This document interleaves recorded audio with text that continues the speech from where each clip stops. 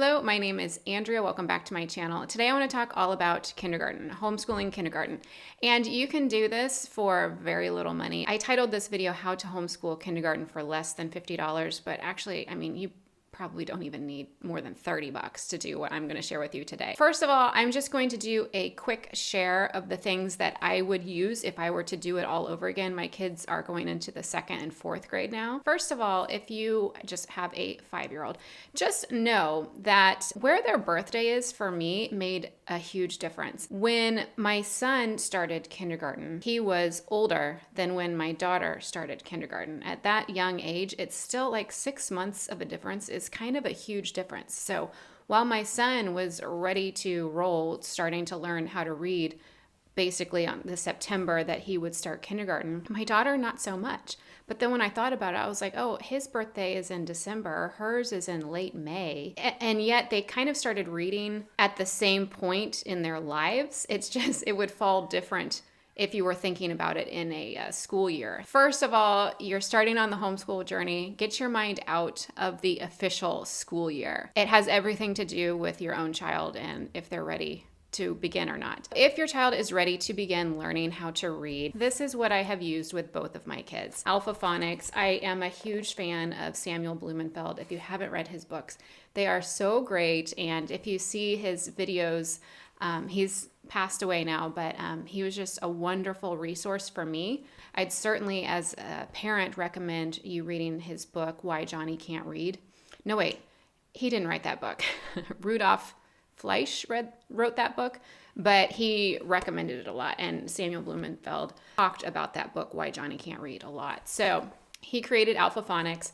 It's what I have used with both of my kids. I put a link to it in the description below where you can go and grab it on Amazon. This is really all that you need to teach your kids how to read. So what I did was I used Alpha-Phonics. First of all, you go over the letter sounds, make sure that they know what sound each letter makes, and that you can just do right here with the first page. You can make it into a game, a little exercise that you do every morning, something like that. When they are more familiar with the letter sounds, you can move on with the first lesson. And I would pair that up with writing. So with whatever reading lesson they did, like say lesson 9, you learn how to say pad and pal and Pam and Pat. I would take a handwriting pad like this. You can get these at the dollar store. And I would take a highlighter and write out some of the words, like let's say pad, like this. Make maybe a sentence with it. And then they would trace my writing, and then they would practice writing it on their own. So they would get in one lesson the reading lesson and writing the lesson out, what they learned. And then each day with whatever I would write on here, I would do somewhat of a review from the day before with what they are writing, and then they would do their reading lesson for that day. And these reading lessons are very short. You can repeat them as often as you want. Up here you can see I wrote the dates for each of my kids on when they did that lesson. If I were to do kindergarten all over again, I would just use Alpha-Phonics and a writing pad for your kids. And then on top of that, the only other subject that I would really do would be math. But for kindergarten, you don't need a program for it. Let me show you what I mean. For kindergarten math, it's actually amazing what you can achieve with just a whiteboard or a chalkboard. Think one-room schoolhouse. I always think of my grandpa, he's on that picture right there. He went to a one-room schoolhouse. I love hearing his stories about it. This was his textbook. This was all that they would have, a chalkboard, And so if you're starting with kindergarten math, you can just start with recognizing numbers. You can even, you don't even need counters because you can make your own counters here. So, what's this many? And then if you added one more, how many would that be total? That would be 4. Just doing things like this on a whiteboard or a chalkboard, that's pretty much kindergarten math. I really did not do a lot with kindergarten math other than recognizing numbers, writing them. And I think that it's really key to, if you're wanting to do a set curriculum starting in the 1st grade, go with a curriculum where they didn't expect you to have done any structured math first. So like rod and staff, if you go to just their first grade level 1, they're assuming that you haven't done any kind of school. They'll get you started with writing out the numbers. So I would do this the same way that I did writing on the notepad to, trace my numbers and then put underneath it what that means. It's just kind of amazing on what you can accomplish just with that. So go through the number recognition, what the concept means to add and to subtract something. Just don't worry about a structured curriculum for kindergarten. The last thing that I would recommend if I were going to purchase anything again would be a simple story Bible. It's really more about forming the habit of reading something out of the Bible every day. That's really a habit that I wanted to cultivate in my kids. It's one that I want to show that I do myself as an adult, is I read my Bible every day. And so we just, from the time that they were in really preschool, kindergarten, we started reading a story out of the story Bible every day. Just wanted to shout out if any other 40-something-year-old parents out there recognize this. This was mine from when I was a kid. So I saw, what was the year? Yeah, Christmas 1988. My parents gave this to me. The funny thing is my kids still use it. I grabbed this up from my son's room. He reads a story out of this every night before he goes to bed. Any kind of children's Bible, just to start getting the stories, the main stories of the Bible in their mind, I think is a great idea for kindergarten. But I mean, these you can find very cheap at any used bookstore. When I was living in the States, my local library would have an annual box sale, and there were just tons of like Bibles and story Bibles and kid Bibles there. I mean, it was just crazy. Any kind of story Bible is great, but also just so you know, this is not absolutely necessary. You just need a regular Bible too. If you teach your kids how to read using phonics, they can read out of the regular Bible. They just might not be as familiar with the vocabulary. This just kind of makes the vocabulary a little simpler to understand so that you don't have to explain so many words.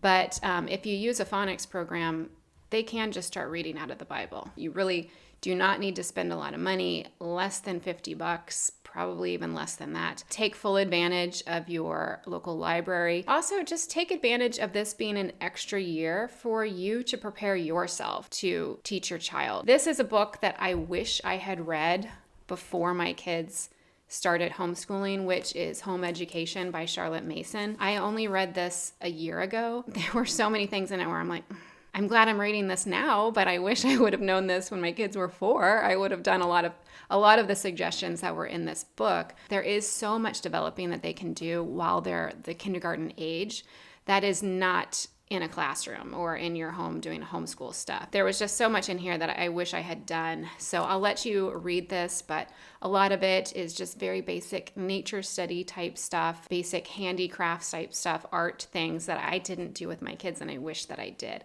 I'm trying to make up for lost time, but what are you going to do? Another thing that I would recommend for kindergartners, and really I still use these to this day. So do not neglect how useful placemats are. My kids have learned all of the states and their capitals just by using placemats. It's something to look at while you're eating your breakfast. So even as kindergartners, I have seen placemats where it's number recognition and letter recognition. And while you spend so much time at your kitchen table, make full use of that time by having an interesting placemat that is something that they can learn from. I will also say I had a friend in Virginia and she saw these in my house and she got these 5 minutes later. I'll link them on Amazon as well. But she loves these too. Her son in particular, I believe, the state capitals. And after using these for like a week, he had them all. One other quick thing that I will share for kindergarten are just our favorite reads that my kids loved.